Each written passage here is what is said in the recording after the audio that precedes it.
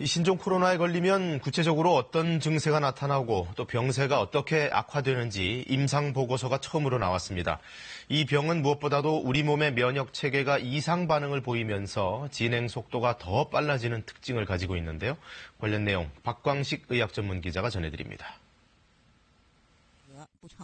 질병 정보를 속 시원히 전파하지 않는 중국 때문에 각국 보건당국은 애를 태웠습니다. 전파 속도나 발병 과정, 중증의 원인도 파악하기 어려웠습니다. 그런데 세계적인 의학저널에 감염 환자의 임상적 특징이 처음 보고됐습니다.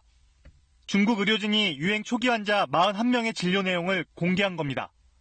주목할 만한 건 일부 환자의 감염병 진행 속도가 빠르다는 점입니다. 대부분 증상이 심해져 일주일 만에 입원했고 절반가량은 입원 하루 만에 호흡곤란이 생겨 2, 3일 뒤 중환자실로 옮겨졌습니다.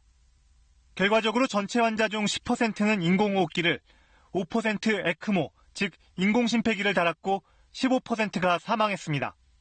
중국 의료진은 스테로이드나 항바이러스제로 치료를 시도했지만 효과를 보지 못했습니다. 진행 속도가 이렇게 빠르고 치료가 힘든 이유는 뭘까?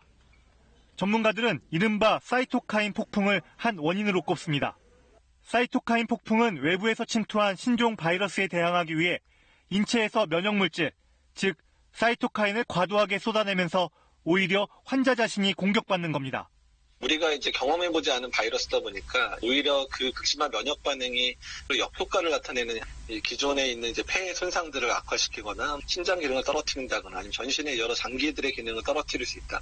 주로 이제 면역이 항진되어 있는 젊은 사람이라든지 건강한 사람에서도 이제 중증 폐렴을 야기하는.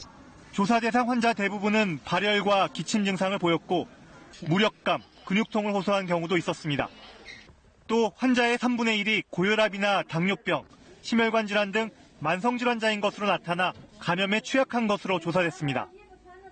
KBS 뉴스 박광식입니다.